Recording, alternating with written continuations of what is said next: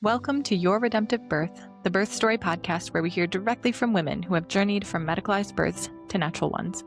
I'm Sarah, and together we'll hear from women who have reclaimed birth. Their stories are marked by healing, strength, and deep trust in their bodies. If these stories resonate with you, I'd love for you to follow the podcast and leave a review so more women can find hope here. And for more redemptive birth tips and encouragement, come connect with me on Instagram at Your Redemptive Birth. This podcast is for educational and informational purposes only and is not medical advice. Always consult your healthcare team for guidance specific to your pregnancy and birth. This is Your Redemptive Birth.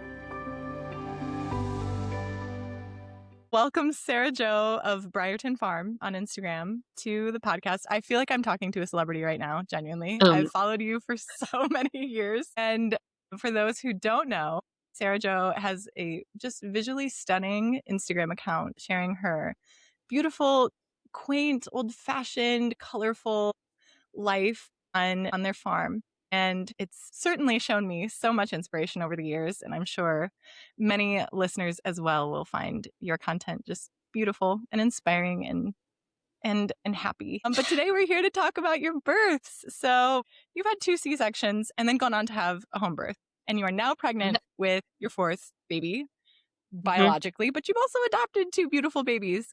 So we have so much to talk about today or this evening rather. But before we get into your birth, why don't you tell us a little bit about, what I didn't cover, but who you are, what you do in the world and your family. Oh, you covered it pretty well.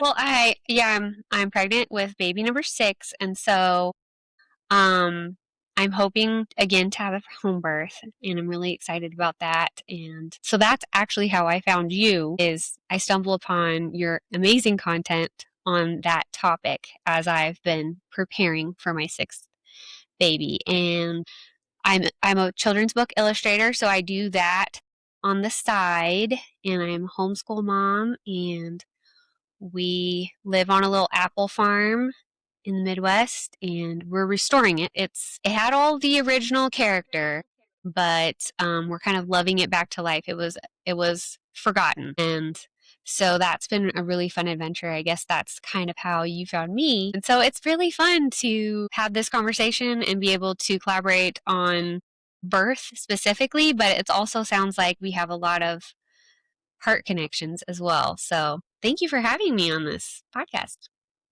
Oh, it is an absolute honor, and I'm so excited to finally get to hear all the details because, we have talked a little bit, but I'm excited to hear the full story. So perfect. Well, why don't you take us back to when you first got pregnant with your first baby, who you were, kind of what you believed about birth, the choices you made, the kind of birth you were hoping for. And we talked a little bit about how your mom gave birth. So if you want to talk about that as well, feel free. Take us back wherever you want to take us. Okay, yeah, I think my mom's experiences shaped what I thought and understood for sure. Because I'm the oldest of 5 kids, and I was her big helper, and second mommy kind of. And I don't remember my brother right after me's birth, but all the rest of my siblings, I remember so much. And my mom had 5 C-sections, and back in the day, they were even more horrific than now because they used staples and they cut a larger opening. Like, it was big. And so the recovery, I watched her recover. I helped with things, when she couldn't move. Mm-hmm. And she always had a really good attitude. She was always pretty tough, to be honest. Looking back now, I realize, wow, just how brave she was to do that 5 times. But by the 5th C-section, the doctor really was struggling to get her back together, as he said, and was saying, like, you cannot have any more children. And how sad is that I don't know if they wanted more or what exactly, because I was pretty young still at that time, but thinking about that now, being told that you shouldn't have any more children, not because of something you did or something that's wrong with you, but because of something that was done to you. And yeah, it's kind of heartbreaking. And so when I had my first baby, I got pregnant at 26 and delivered at 27. And I was beyond that. I knew I did not want a C-section. That's all I knew. And this was before social media, or at least I didn't have social media, and all of the information being so accessible. And so I realize now I was very naive, very just pie in the sky, like it's going to be great, and I had a really healthy, beautiful pregnancy. And I took a class through the hospital, but it was basically a class teaching you to obey anything they tell you. Like, here's how we do it. Here's how it will be. How to be a good patient. Yes. Yes. That's what I would say now. I don't know if I didn't understand that then. We took a hospital tour and I was just wide-eyed, and that I had the book, what to expect when you're expecting, and that's all I had. That's the only information I had. And I knew that my great-grandmother had given birth at home, but it was very an abstract idea. I didn't really dwell on it. And then I knew my grandmother and my mother had done everything at the hospital, and I believed that that's the safest place. I also believed that the doctors had my best interests at heart, and that they really loved me and cared for me, which is kind of funny because I was born with a cleft lip, and I have a lot of medical trauma surrounding that.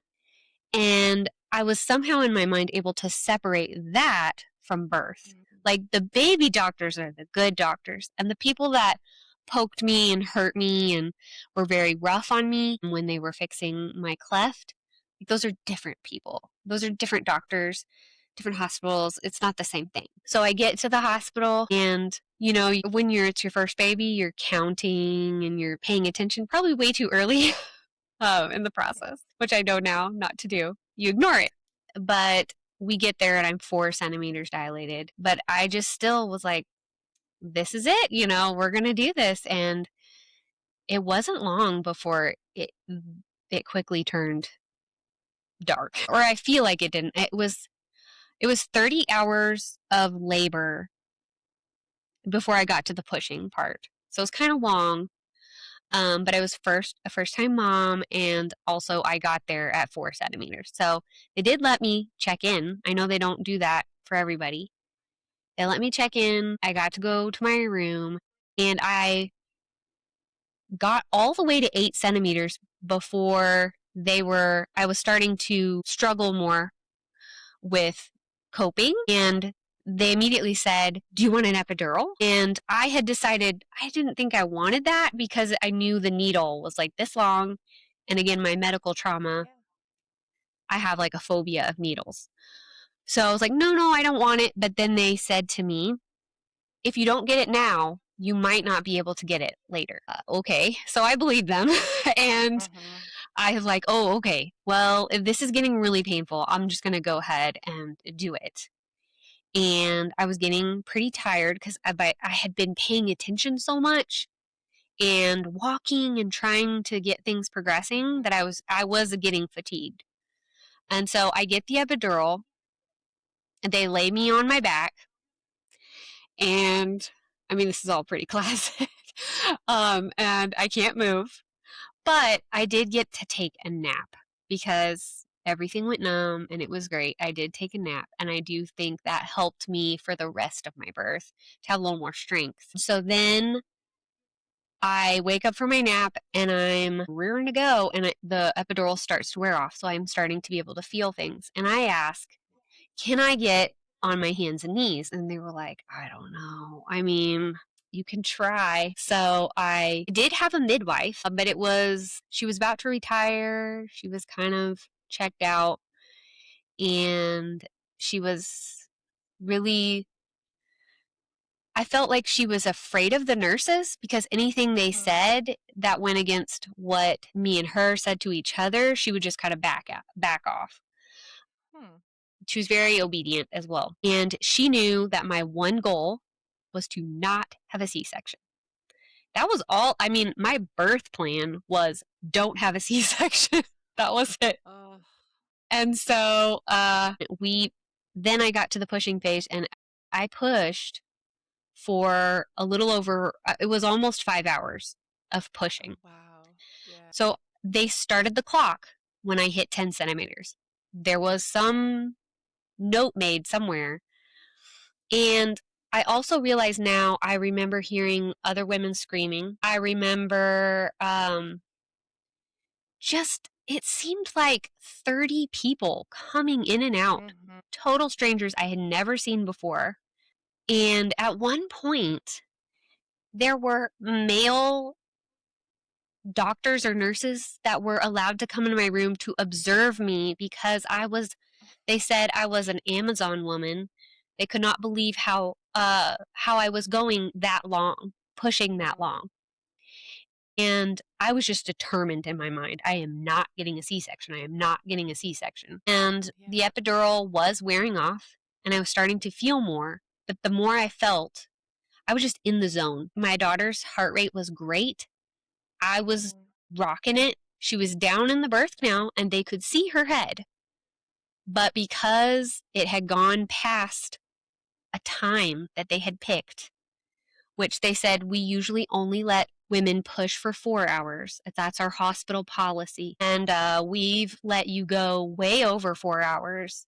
And so now you're going to have a C-section. No other options were offered to me. And I said, no, no, no. And I remember kind of crying / screaming, no.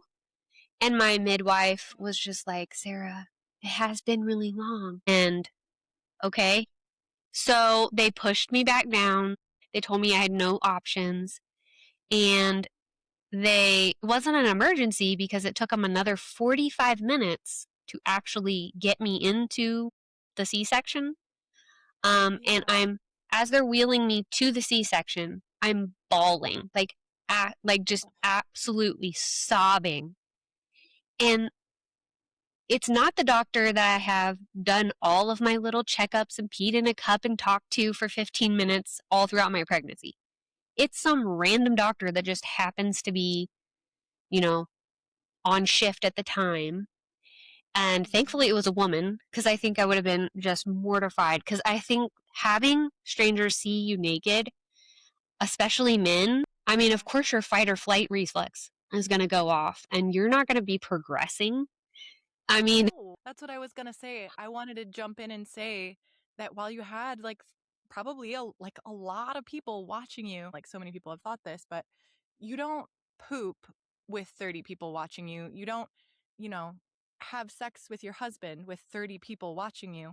So why do we suddenly think that this bodily function is different, and that why do we think it's normal to be on your back under fluorescent lights with a strange man down by your vagina and 20 people watching this happen and expect it to work and expect to progress? And it's no, that does not support the physiology, the bodily process of birth in any way. And I mean, the beeping, the constant beeping, the women screaming, and the strangers coming in.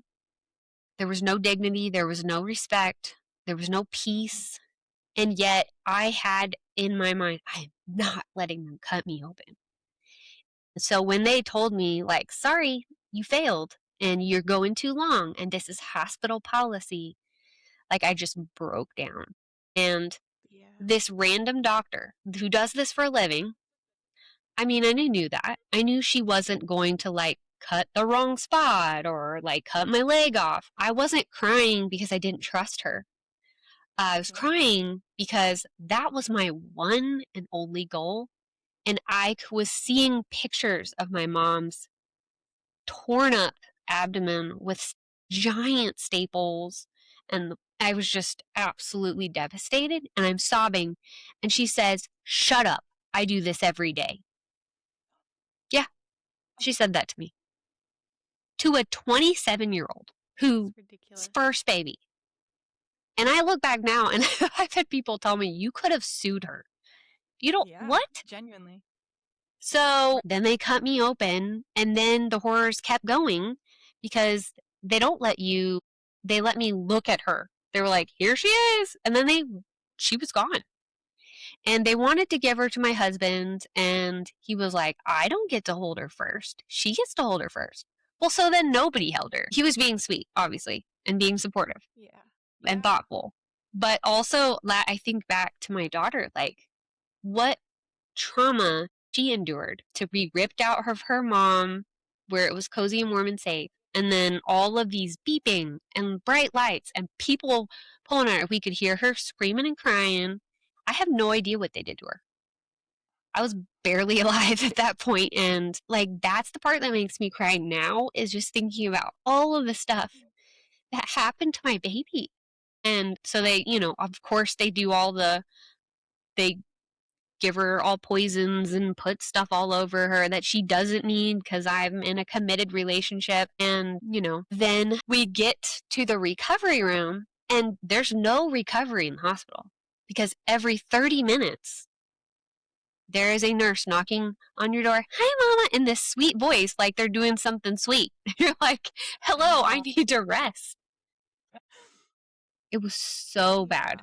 And then I had said to my nurse, I do not want any visitors.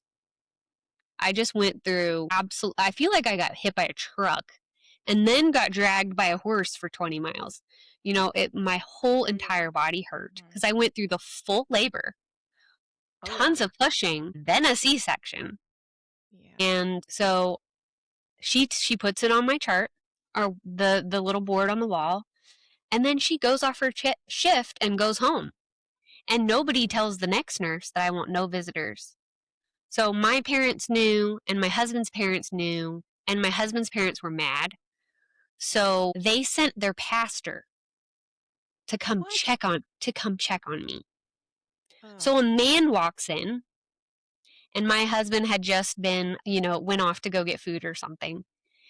So I'm defenseless and alone, and I'm trying to breastfeed, and I have basically nothing on, and I've got I'm just absolutely half dead, and I've got my boobs out, and in walks my in-law's pastor, and that was the last straw. I was just like, are you kidding me? These nurses do nothing to protect you.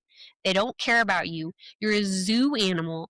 It was absolute, like, that part makes me cry too sometimes, because I'm just like, it was the final, like, you don't matter and everything is done to you and you have no say.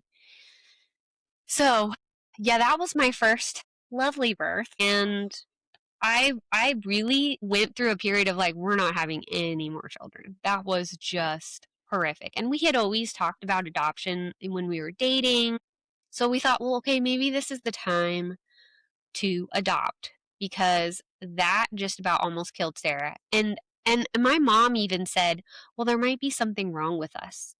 Like, I was never able to give birth. So maybe you just have whatever I have that made it, like, I'm very small, or, the assumptions that are out there.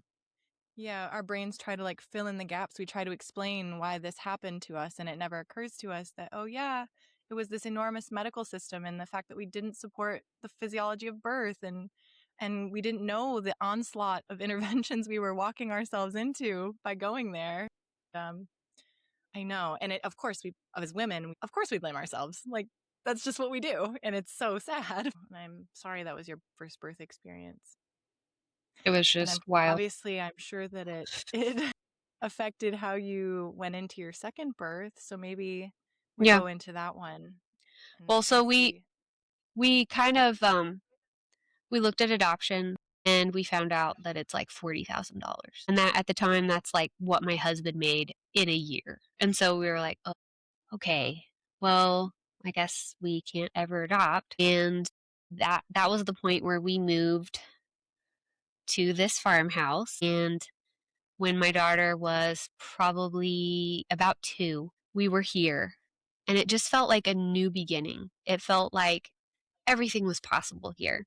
And we had just bought like a rundown, falling down, like dirty, filthy old farmhouse, but in our eyes, it was beautiful. There was land and we had moved from the big city where it was loud and noisy and dirty and scary. And then to be in this peaceful place, everything just seemed possible.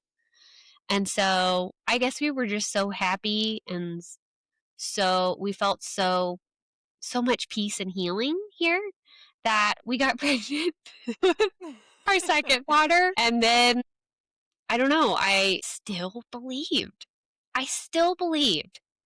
that, well, that was a fluke. And these doctors, so I'm in a different state now. So these doctors won't be like that.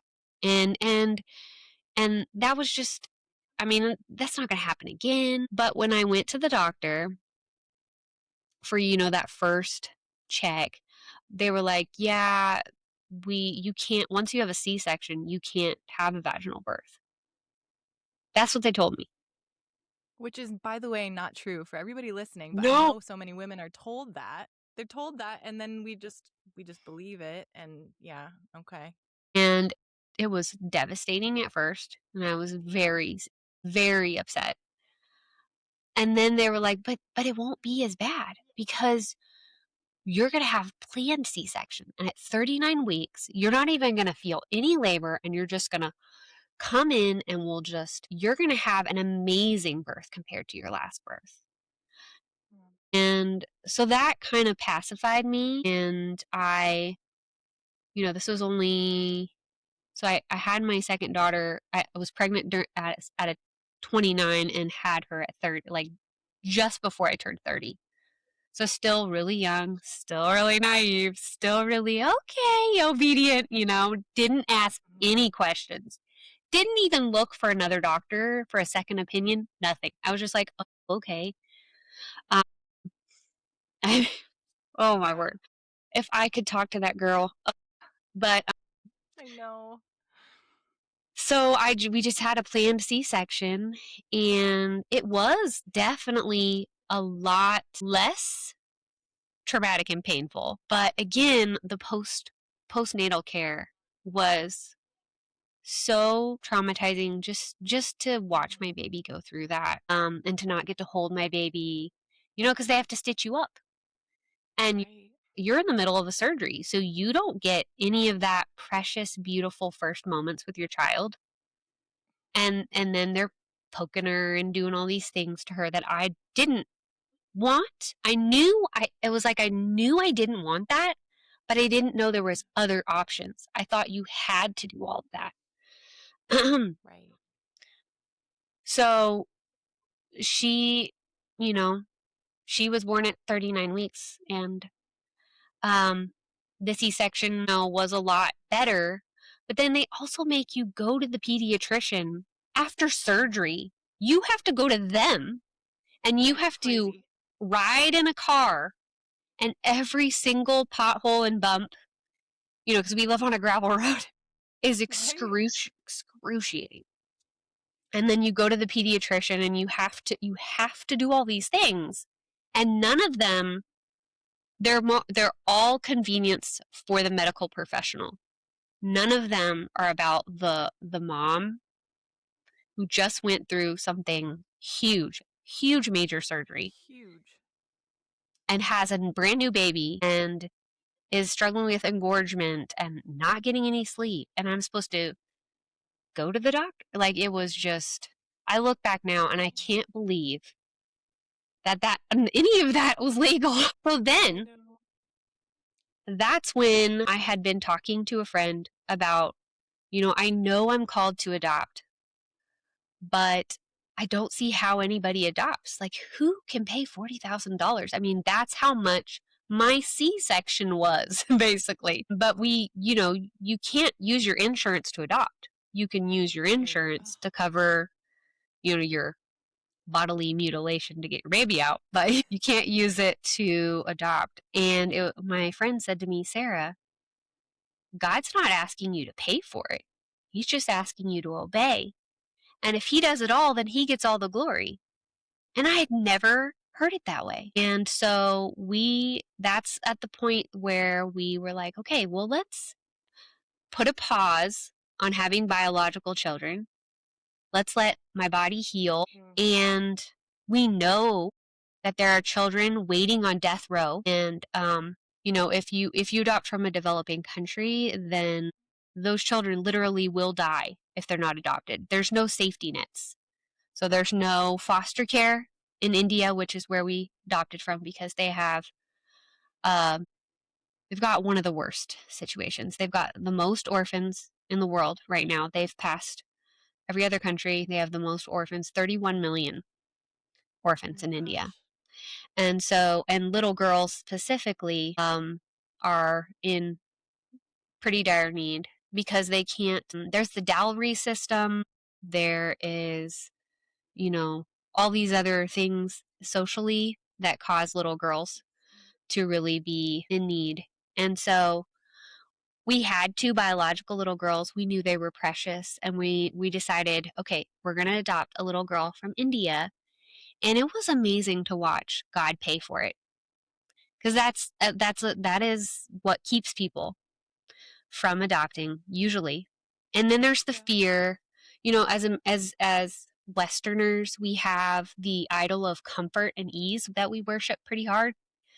Yeah. And so a lot of people are afraid to let go of their comfortable, easy life. They're afraid, will this affect my life? Will this be hard? Oh no, will it be hard? And so we definitely had a lot of fears, but I think we were a little naive as well to how hard it would actually be. So in 2018, we started our first adoption from India, and it took a while. We didn't know what we were doing, and we did a lot of fundraising. We sold my artwork, we sold t-shirts, we sold anything that wasn't nailed down, and we even at one point sold tickets to pet our animals. Amazing. That's how creative you have to be. And finally, we got matched with our daughter 1 month before 2020 drama happened. And so then our adoption got crazy because of all that stuff that happened in 2020. Oh, yeah. But we did bring her home, and we decided to say yes to blindness because that was one of the greatest needs. We went in thinking we'll adopt a little girl with a cleft lip because I have a cleft lip. That just made sense. Like, of course God gave me a cleft so that I would adopt a little girl with a cleft. But then when we were able to match that part of the adoption, there were no little girls waiting with clefts. And I was like, what are you talking about? 1 in 700 babies worldwide have a cleft. It's a very common disability or birth anomaly, whatever you want to call it. But Smile Train has really helped. It is an organization that will go into developing countries and give free surgeries, and it empowers families to keep their children. And so we were like, okay, well, what are the needs that no one is saying yes to? And blindness was one of their top needs. And I just remember I've always been a big Little House on the Prairie fan. Not the show, the books. And we didn't have a TV growing up, so I didn't even see the show till I was an adult. It's cute too, but totally different from the books. Yeah. Mary just always fascinated me, and I loved how Laura described everything to her and just the way she loved her sister. And I just thought, well, that's beautiful. A blindness is beautiful. And I love that, like, the first face that my girls will ever see will be Jesus's face. There's something special about that. And the first place they will ever see will be heaven. And so it's just beautiful how their sight has been saved for that. And they also don't struggle with things like normal kids would be afraid of the dark at some point. And they'll never have to see war or suffering or blood. Or when I talk to little kids about blindness, and they're like, ew, they can't see, ew. I'm like, no, you have to see boogers and poop. My girls never have to see that. It's not gross. It's the opposite of gross. They only get to see pretty things like heaven, Yeah. Put a positive spin on it. Obviously, things are hard when you're blind. Took them a long time to feel safe enough just to walk across the church, with their cane. But they are not sad that they're blind. They They seem to handle it really well. So when we're in India, we're like heading to the airport. We're just like high-fiving each other like we did it. And as we are almost to the airport, we stop at a stoplight. And there's almost no stoplights or traffic awareness at all in India. It's just like a free-for-all. You just do whatever to get wherever you want. There's almost no, it seems like there's no laws, but there probably are.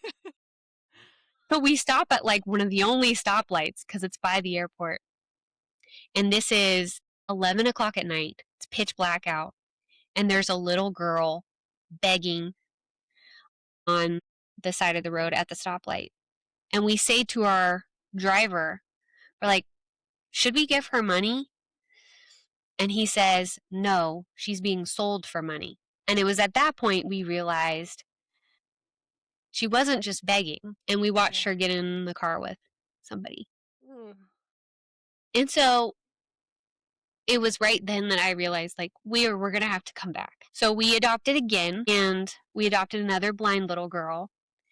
And that's a whole nother story, but she, on her paperwork, they don't know what their birthdays are because they're abandoned. Children with disabilities are abandoned. And so, because the view of karma, like, if you have a disability, it's because you did something in a past life, and so you're cursed. And they don't want to have that curse on their family. So, but when we were matched with the second little girl, we were shocked to open her file and find her birth date that she was given was the exact same date, year and everything, from the first little girl we adopted. And we were like, okay, we're having twins. Like, this is meant to. And so we said yes without even taking time to really think about it, or pray about it. We're like, let's go. Yeah. And that adoption was only 13 months. And God paid for it in full again. We got grants, and we were able to get an additional grant to where this time we brought all of our children with us to India, and we went early before she had all of her paperwork, and we fostered her in India. So we lived in India for 3.5 months, almost 4. And we just saw it as like a mission trip. And it was the hardest thing I've ever done and the most beautiful thing. We didn't know. I mean, it's a whole thing. But that birth was another really hard one. How Evie joined our family was one of the hardest things because we didn't know when we adopted her that she was a drug addict. They had been drugging her. So she had a long time of detoxing and everything. So we come home and we're dealing with all of this, helping her heal and helping her adjust. And it was really hard. But after she had been home maybe like a year and a half, my husband and I looked at each other and we realized, like, the biological clock is ticking. We're getting kind of old. Are we going to have any more biological children? Because we had paused having biological children in order to, be obedient to the Lord. And so we decided we better hurry up and press resume. And that's when I got pregnant with baby number 5, my third biological child. And so at that point, everybody's been through, the pandemic. And hopefully, we're all a lot wiser now. And I'm old now. So, like, I was 38 when I got pregnant, and I had 39 when I had him. And so I was a lot sassier. I was a lot, like, all that we went through in India, all that we went through, I was eyes wide open now. And I was questioning everything, and I was standing up for myself. I was speaking up, and I was a completely different person than baby Sarah, who was like, oh, okay. Yes, okay. Oh, you can't give me a vaginal birth after a C-section? Okay. That girl was dead. She was gone. She's gone. And so I immediately started questioning, calling, and I called a bunch of birth centers because I thought, well, that would be a happy medium, and the birth centers were like, "Oh, we can't take VBAC people." And I just started crying on the phone. "What do you mean you can't? Like, what can I do?" And she said, "Your two options are home birth or free birth." I was like, "Okay, what are those?" I didn't really, I had to really um, decide to research. And at this point, I kind of had the tools. I always like to pop in too, and when people Sorry, mention I'm birth centers, talking really no, fast. no, no, love it like this. Okay. Thank you for your story, and thank you for sharing so much about all of it, but also about your adoption experiences in India, and it is just like absolutely reaching into my chest and like squeezing my heart right now. So thank you for that. I needed it. But also, when anybody mentions birth centers, I always like to say that home births and birth centers are essentially the same, except you're just not in the comfort of your own home. Like a birth center, sometimes people have this conception or idea in their head that they have like extra supplies, like some similar to a hospital Yeah, that a home I birth did think doesn't that. have. For sure. Yeah. Like so many people do. And the reality is that home birth midwives have all the same supplies that a birth center would have. They have oxygen, Okay. they have IV supplies, they have shots of Pitocin if you are bleeding a little more than they would like post birth. They have, they can do infant resuscitation, not as well as a hospital could, but on par with what a birth center can do. And so Okay. basically, a birth center is as if you're giving birth at home, but you're just not at home. And so for birth physiology to work, it's best when women feel safe and, getting into a car can disrupt the physiology. So if you're planning a birth center birth, it's worth considering a home birth because they're basically the same thing. So I always just like to throw in that caveat. So you're calling around to birth centers, What is you're the advantage to do? Because I didn't really get a chance to really look into it much at all because they immediately were just like, no. yeah.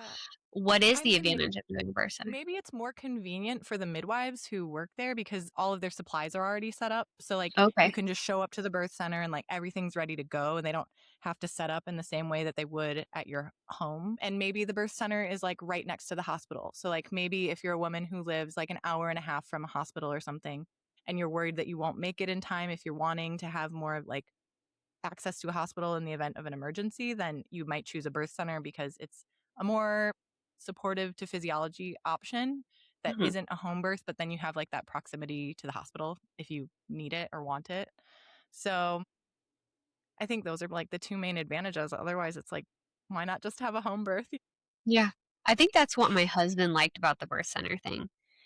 Initially, he was kind of fearful because he had been through all of this with me. He had observed it all, and he just didn't feel initially comfortable with a home birth. And so I think he liked the idea of a birth center because if something were to happen, then I was close to a hospital because our farm is a farm. It's rural. Yeah. And I think we're 5 minutes from a hospital. And so, yeah, I did think, yeah, we got to do a birth center. But that apparently, and I don't know if all states are like this. I think maybe there's different rules for different states, but the birth centers here said Mm. that VBACs were not one of their things they could handle, but that I Yeah, that's could do it at home.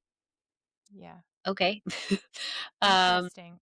Did you have like a registered midwife? She was like a CPM or a CNM? yes. Yeah. Okay. And Yeah, that is interesting. I think also different birth centers have like their own different policies. Like they tend to want to make their specifications for like the kind of risk they're willing to take on, to make it pretty narrow so that they're really only getting like extremely low risk people. But hmm, honestly, VBAC is the risk of uterine rupture, but it's like very low. It's like under 1% if you've had one baby, and I think under 2% if you've had two C sections or something very low like that. And so that's like a risk that they, I guess, aren't willing to take on. But well, and it had been, by the time I was giving birth to this baby, it had been 9 years total so you since had I had plenty of had. time to heal. That Yes. scar tissue was looking great. Yes. And so that was, I do think that was an advantage, but I also, yeah, like Yeah. you said, the chance of uterine rupture is actually pretty low.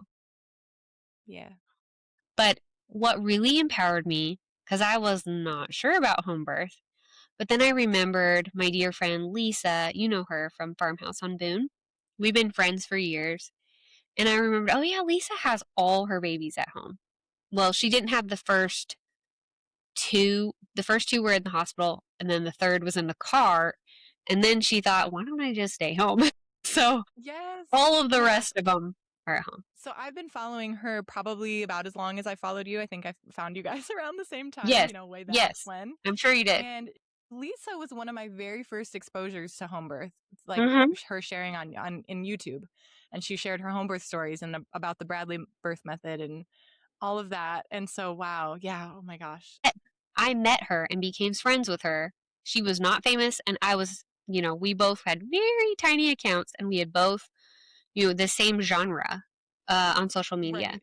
So we collaborated and talked all the time, and that was after my second C-section. So then I watched her over the years, and it was like simultaneously I was becoming aware of the medical system, like the truth, and then as I'm watching her. So I reach out to her and I'm like, tell me about home birth because apparently it's my only option if I don't want a C-section. I knew if I went to the hospital, it would just end up in a C-section. And so I talked to her a lot and she has a bunch of videos. They're not one of those videos where like you watch her give birth, but she'll sit on the bed holding her newborn and tell the story. And so that's another really good resource is watching moms on YouTube just share in any way. So I really delved into what is home birth? What does it look like? And I also stumbled across Dr. Stuart Fishbein. Do you know who that is? Yep, birthing instincts. Oh, we love Ah, doctors. I love him so much. And he's pretty sassy too. I Yes. watched his interview with Ellen Fisher. I don't even really know who Ellen Fisher is, but I know she had 5 home births. Mm. And so she interviewed him on her podcast. And it's a 2-hour interview. And he covers everything. And he described my birth. Like Yep. he blew it open and everything became clear. And I knew I had been victimized, but I couldn't really pinpoint like what exactly went wrong and why.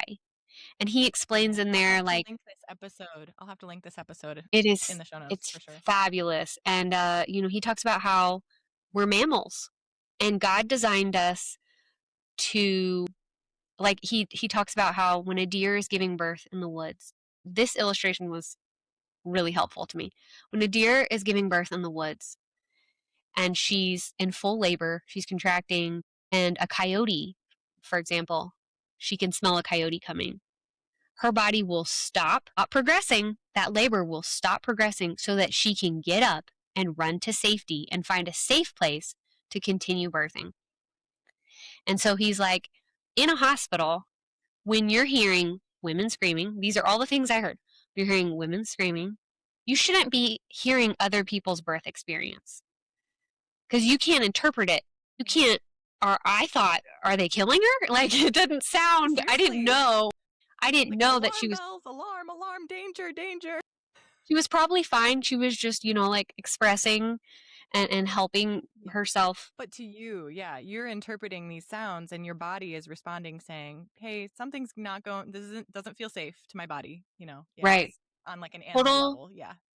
I think the coyotes in my story were these total strangers coming in and out, and these men that I did not want, that I did not consent to seeing me naked on all fours with just like wide open spread out, Yes. horrible position. The Mhm. beeping, the IV, the everything.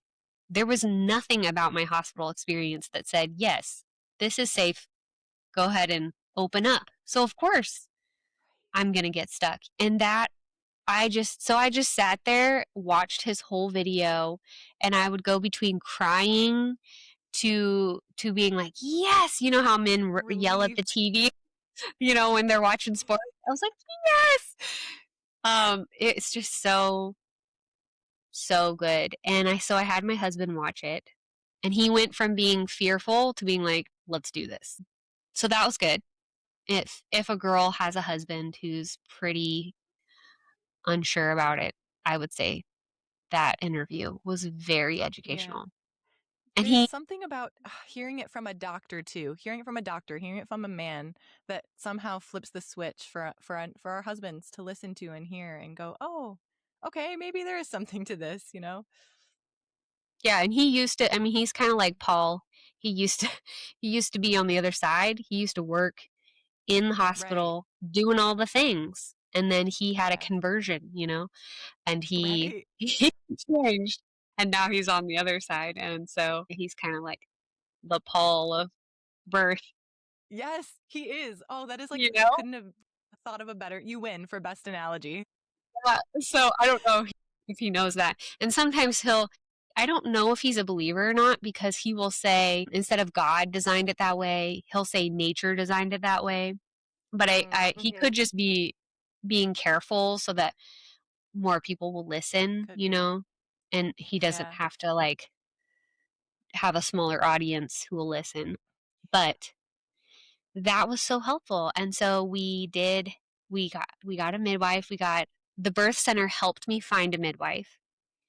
And she has all the letters behind her name. And so unlike my first births, the person that I did my entire prenatal care with was the same person and the only person who helped me with my birth. So you have that connection. You feel Mm-hmm. safe with this one stranger, because I didn't know her before, but it wasn't dozens and dozens of people Right. coming in. It was this one woman. And by the time you give birth, she's not a stranger anymore, you know? By the Yeah. time you give birth, hopefully she's a little closer to like a friend or like a wise, like a grandmother figure who makes if she's Mm, older, yeah. depending. Hopefully that kind of a relationship has happened because yeah, that's what's going to make birth work well. Hmm. And Yeah. the thing is, so we live 45 minutes, like I said, from a hospital. And Hmm. so our first visit, we went all the way to her office, and that ended up being almost an hour away. And so when we kind of started strategizing about my care, she said, actually, my own house is closer than my office. Would you like to just come to my house for all of your visits? And so she lives in a log cabin on a farm. She has pigs and chickens just like us, and cats and dogs. And it's more of like a little sweet hobby farm situation. And she invites us in. Our whole family goes to every single visit. And I just lay on her couch and she checks the baby's heartbeat and, measures me and anything and everything, does my blood pressure. And then we talk for an hour usually. And we just talk. Like, she wants to know how I'm feeling, how I'm doing. But then we just talk about life and we became really good friends. She knew all of my children's names, devoted time to each of them. And like Ellie Pearl, she's the first little girl we adopted. She has a lot more cognitive awareness and she wanted to hold the actual instrument and hear her siblings' heartbeat. And she got really excited. I think the noise is she doesn't really, I don't think she Yeah. really understands, but she really enjoys it. And she loves Miss Julie. And it was just Oh, beautiful and so different. so different. So different. No waiting in a waiting room. I always would wait in a waiting room longer than I would be with my provider or whatever you would call the doctor. Yeah. Yeah. Um, and it always felt very medicalized. Here, pee in a cup. Here, sit on this paper. You know, and again, bright lights and sterile environment, people everywhere, strangers everywhere. This was a Mhm. home. It was warm. It was inviting. I never once peed in a cup, and she never poked me at all. I mean, you can do Incredible. all the testing, you can choose. Do you Yep. want all the testing? And I just opted out of everything. Never was guilted, never was pressured, and it was the most peaceful from start to finish, most peaceful experience for our whole family. That is beautiful. So, love it. Beautiful. But I want to know, how did you overcome, because obviously your mom had 5 C-sections and then you'd had 2. That's a big mental hurdle to overcome and to figure out, like, hey, how did you convince yourself that your body really could do it? Because I think so many women, that's where they struggle. It's like, I want this, but can I really? So I did have fear, but what was the emotion that I had that was stronger than my fear was anger. Yeah. Or I don't know if that was the word. I just got COVID really woke me up and I got Yeah. angry. I got angry and so I even remember my midwife at one point saying to me, you are a little far from a hospital. Do you want to get like an Airbnb close to a hospital? Would that make you feel more comfortable? And I just looked at her and I said, I would rather die than go to a hospital. And she was like, okay, wow. Because after listening to Dr. Stuart Fishbein lay it all out, if you're not angry, if you're not a warrior after knowing the full truth, Mhm. then that just gives you strength to do things that you probably never could have done before. And so information is power. I felt so informed and Yes. I didn't know if my body, had a problem because my mom was always telling me what she was told, which is there's something wrong with you and you can't give birth vaginally. And so I think I believed that, but I also didn't care anymore. I was Mhm. just like, I don't want what happened to me was so awful. Mhm. I just want to try. And if Lisa can do it, why can't I? Yeah. Yeah. So I went into it maybe naive in the opposite direction. I didn't know past an 8 centimeters, I didn't know what birth looked like. Because remember, with my first birth, that's as far as I got Right. without any interventions other than the IV, which is kind of an intervention. Yeah. Yeah. So Teddy was a full on experiment, and I was very resolute. I have a very strong will personality. So we're going to do this. Yeah. And it was a lot harder than I thought it would be. It was a lot more painful than I thought it would be. And it went a lot faster, which, Beautiful.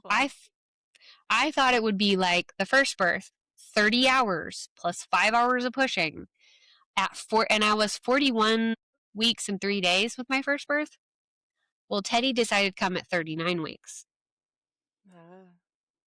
But I used Lisa's advice and this time, instead of counting every contraction and timing everything and paying attention, what she does is she ignores it as long as she Ignores it. can. Yes. And that makes it feel faster. So I did cleaning. I moved furniture. um, maybe that was dumb. And I just kept myself busy until I literally could not focus on anything but. And right about that time, my water broke. And then we called the midwife. I also didn't want her to come too early because I knew that would Yeah. psychologically mess with my progress. Yeah, give us just a little bit of a timeline. Like, when did you notice those first inklings, and how long did that kind of early labor portion last for you? So every day we go on a mile walk when the weather's nice for our little Nice. blind girls because they have hypotonia. Just being in a Yeah. crib for most of their life, they just never use their Mm. muscles. So part of our bedtime routine in the better parts of the year is we always go on a mile walk. And I think that was really good for me anyway in pregnancy. But I remember on the walk being like, these Braxton Hicks, they're just really kicking me today. And then I did the whole bedtime routine, did everything, got the kids in bed. And when it got quiet, I was having trouble ignoring it. And my husband works night shift, so I called him at 10 o'clock at night. And I'm like, I don't know if this is labor, but I think it is. And he said, I think I'm going to come home. I'm like, oh, you don't need to. I'll let you know. And he's like, no, I think I better come home. So he gets here at 11, and I'm just cleaning. And that's when then he takes a shower, and when he's in the shower, that's when my water broke all over the floor. And I'm like, babe, I don't want to yell. I don't want to yell and wake up all the kids, but so I just had to let it all come out and then go get him. And then we cleaned that up, and that's when it almost immediately I felt, I mean, and within maybe 20, 30 minutes, I felt the urge to push, which scared me because I had never felt that before. With my first baby, I think the epidural kept me from feeling that. And, or maybe it was the fight or flight. I just never, it was always me pushing, like me doing it. And this was this uncontrollable urge. And it just went really fast from there. And my midwife got over here in, I think, about 30 minutes. And it was only 2 hours of intense labor. And I got in the birthing pool, and I was hoping to do that. And everything was going great. But it was way more intense than I had ever imagined. I was like, this is what birth is. Oh and it kind of scared me a little bit, but I knew that despite how painful it was, I couldn't get in a car. There was no way. No. I don't know how anybody does that. How do you get in a car when you're full on in labor? Because I couldn't even barely move. So I just determined, okay, well, I'm not getting in a car, so I'm just going to do it. I'm just going to get through this. And we had done the Bradley method, training and everything. Well, that went out the window. I learned I'm one of those people when I'm in intense pain, I don't want anybody to touch me. So all the things Michael had prepared for of pushing on my back, like, I was like, get away from me. I'm going to do this. So that didn't pan out, but the birthing pool did feel really good. The hot water. And everything was going great. And then I think she was there about 2 hours, and Teddy, the head was right there, like all the way out, probably this much out. And or something around there. They could see him. And then I was starting to get fatigued. I had moved furniture. I had walked a mile. I think for this next birth, I'm going to try to rest more, preserve my energy maybe. Yeah. And distract myself in other ways that aren't so physical maybe, because I was starting to feel exhausted. And then she couldn't find Teddy's heartbeat. And she tried a couple times, tried to give me some more time, tried to move me around a little bit, and still was struggling to find Teddy's heartbeat. And she brought in the other midwife. She always has somebody come to like assist her, but that lady was trying to stay out of my space, and just be there. And in case she's needed, she brought the other lady in and said, what do you think? And they said, she said, just wait a few minutes to try again. And so they couldn't find Teddy's heartbeat, and they made the decision at that point to just ask me if it would be okay if they did a episiotomy. And I think a lot of people would be very disappointed to come all the way to that point and then to be cut. But in my mind, an episiotomy was nothing compared to a C-section. Nothing compared to a C-section. I was like, okay, because that's true. If you can't find his heartbeat, that could be serious. Thankfully, a midwife is so capable of doing pretty much everything except for a C-section. So this was not outside of her skill set. I didn't have to go to the hospital to get that. No. I just had to get out of the birthing pool, which was kind of hard to do. I didn't want to get out of that nice warm water. And I went in our room, and she just laid me on the bed. And that's when she did a little snip and pulled him right out. And was just, from then on, I think it was the most wonderful, magical, peaceful thing I could have ever imagined. Because, at the hospital, that's kind of when the horrors got worse in some ways, you know, because then it wasn't just me that they were terrorizing. They started doing things to my baby and taking my baby away. And at that point, she puts him on my chest, and he never left me again. And nobody bathed him. The cord was allowed to pulse for an hour. Like, she just let me be for a whole hour, didn't mess with me for a whole hour.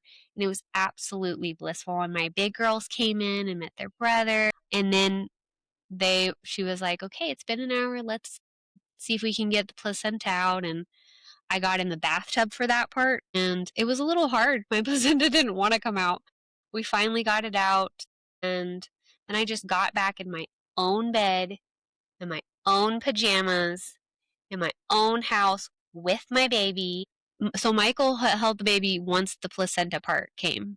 But up until then, I got to hold the baby. Nobody, no strangers got to take him. Nothing happened to him. No poking, no nothing. And we just went to sleep.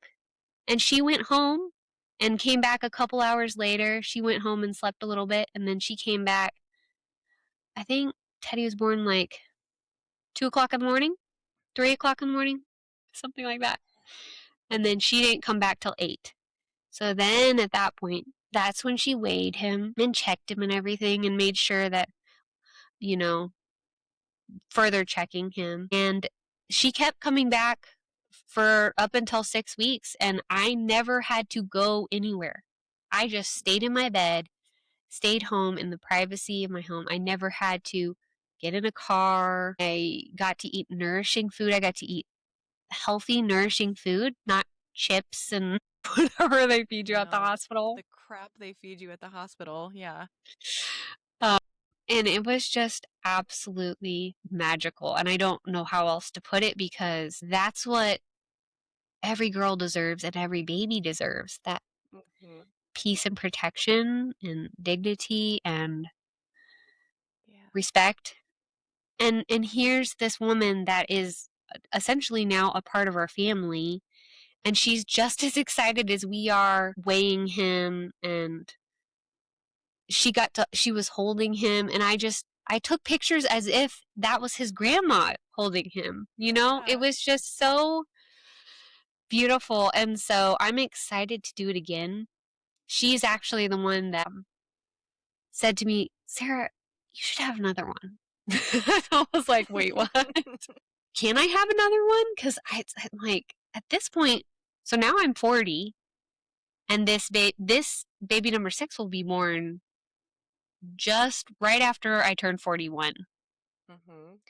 And so, beautiful.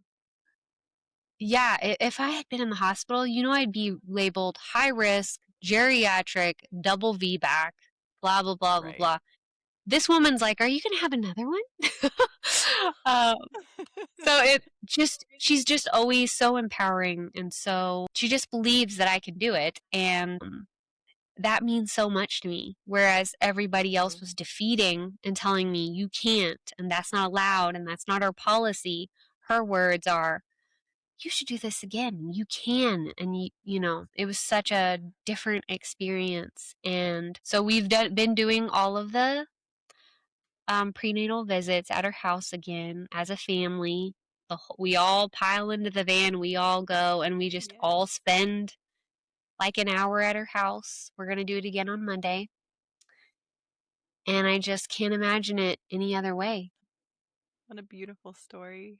I'm so glad that you've had such a redemptive experience. And for some women, a redemptive birth can mean like going in just the complete opposite direction of what they had before, which obviously is what you did. But like, say a woman had a C-section and she just believes, okay, well, what if I just choose it? If I just choose it and I'm in control of it and I'm in charge of it for my next one, then I can feel really powerful and good making that decision. And that's fine. That's a valid option and a valid path. But I think it's so beautiful when women can have an experience like that and then choose, no, I'm going to choose to trust God. I'm going to choose to trust my body. I'm going to choose to believe that my body isn't broken, that there isn't something wrong with me, and then to do it. And like, to have this beautiful, uninterrupted, not disconnected first moments with your baby. I mean, those are irreplaceable. Yeah. Yeah. Felt frustrated that I was such a victim. And I'm like, I am not going to be a victim again. I was Yeah. determined. And I realized that if I was in their environment, then there was almost no chance that I could have the birth that I wanted. Right. And so, although it was scary to try something new, to do something so radically different, I knew that my great grandmother had done it. And all women for all of human history Have um, done it. have done it. And when people talk about the death rates, no, but in Victorian era, everybody died. Well, that was because they didn't ever wash their hands, and Yeah. their Infection. the sanitation was horrible, Yeah. Non-existent. non-existent. And so that's really, I think, the culprit in a lot of ways. And then these midwives are so well trained. The fact that I had a procedure and I had stitches in my own home, that just goes to show just how equipped that these professionals are, healthy, safe, but also dignified and peaceful.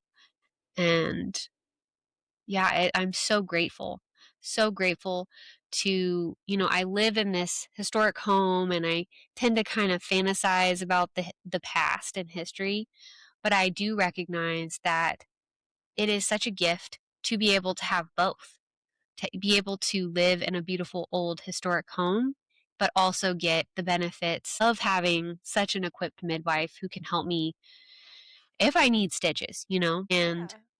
there's really no reason, I feel like, outside of maybe very specific scenarios, there's not really a reason a woman can't do this. It's usually just fear. Yeah. And if you educate yourself, if you learn about what really happens, that will empower you. And hopefully you'll get on fire like I did Right. and just say, well, I'm going to do it no matter what. And I think that's the place we all have to come to, is that and I've actually been talking to one of my dear friends recently, and she keeps saying, like, I know I could do it. I handle pain very well. I handle all of it really well. I've always had great births. I'm scared of the what if. And I'm just like, what if what? Yeah. Like, there is almost nothing um that your midwife can't handle. And there's also always the option to get in an ambulance or get in your car and go to the hospital if you need to. We are in such a time where we have it all and we can Right. feel empowered to stay home because of all of these things that are around us. Hmm. So, Absolutely. Couldn't agree more.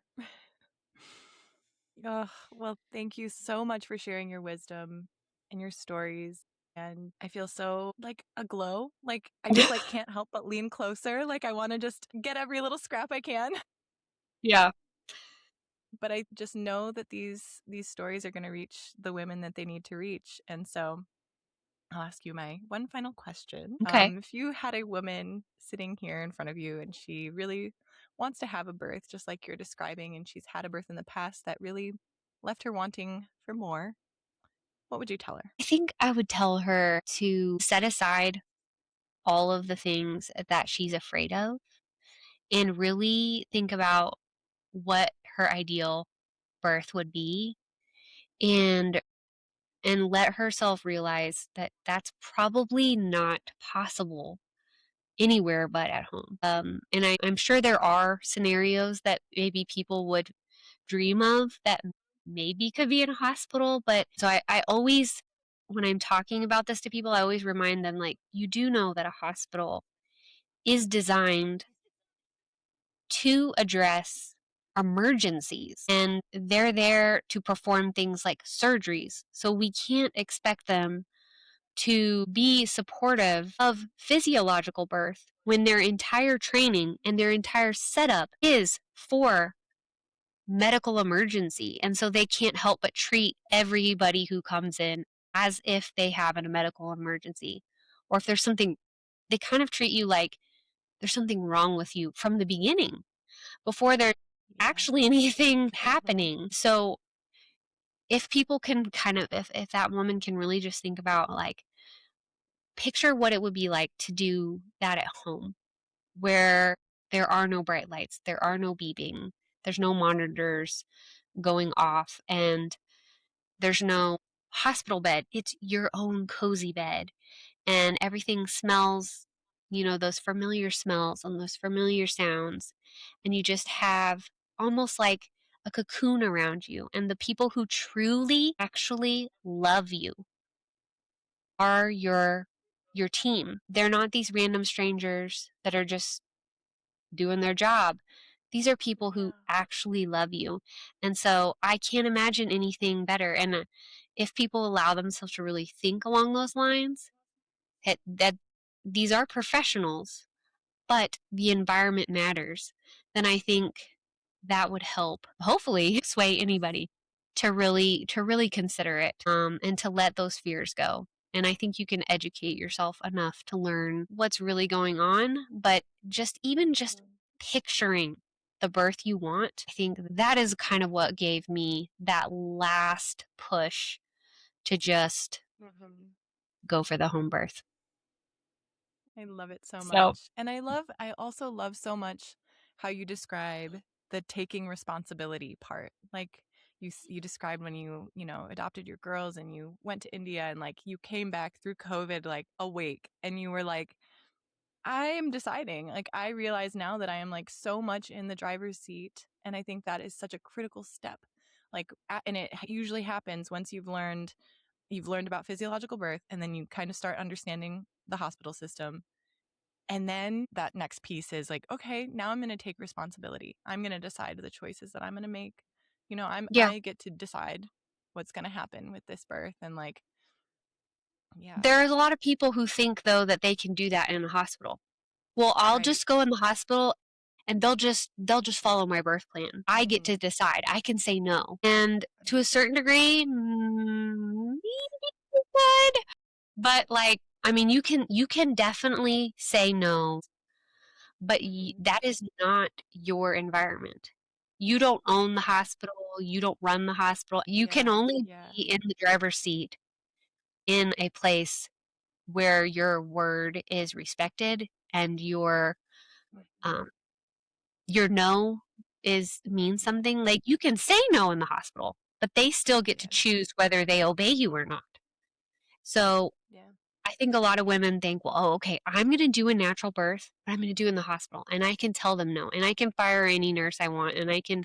No, you really don't have the freedom you think you have. Like people think that their husband is going to be able to advocate for them, and like this is like a big deal for him too. He's watching you go through this thing, and it looks hard and probably scary to him, but they're looking at they're not really thinking about how to defend your birth choices and like the birth plan that you wrote down on a piece of paper. Like they're just not thinking about it. And so yeah, in order for your husband to be ready to speak up for you, he has to know about physiological birth. Like he has to know why you don't want some things. And if a doctor says, "Oh, it's time to start the pitocin," you're not progressing.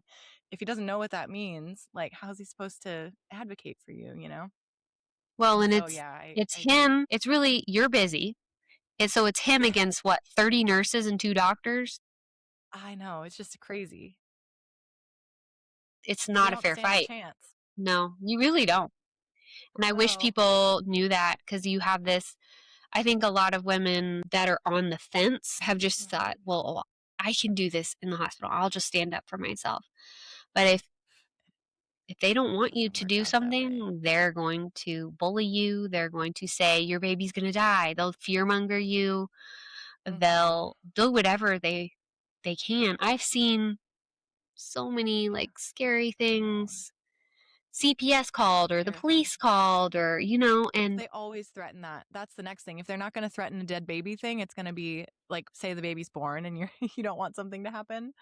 Then they're like, oh, well, if you don't do this, then we're going to have to get CPS involved. How many times have I heard that? No, like this is threatening. This is fear mongering. This is not informed decision making. And it kind of blows my mind because we don't live in communist China. Like, we're No, but supposed to why is have this rights happening? over our own bodies and our own children. But a Yeah, hospital is a place where those rights don't apply. Those, apparently. yeah, Yeah. I don't know. I don't know where they're getting the guts to do these crazy things. Yeah. And how sad, because usually the people are women. And I would Mhm. think, how can you do this to another woman? Mhm. Especially if you've had children yourself. You see I her in her know. weakest moment and you're yelling at her and you're I know. disregarding what she wants just Telling because her you to don't shut agree? up. Yeah, just I just don't. I don't understand. They don't understand the physiology of birth to like just a crazy degree. They do not understand how to like gently approach a laboring woman and to just be there with your calm presence and like, they don't have to do anything. Like women know how to birth their babies. Yeah, it's just horrifying, honestly. yeah. Mhm. So, Yeah. well, thank you for having this podcast. This was a beautiful episode. And I think, again, I just hope and pray that your story reaches the women that it's meant to reach. And I know it will. I know it will. Yeah. Well, hopefully there's somebody out there that is going to hear this that just needs that extra encouragement. And Mm-hmm. that's why I'm very glad that you have this podcast, that people are starting to Thank get you. more information out there.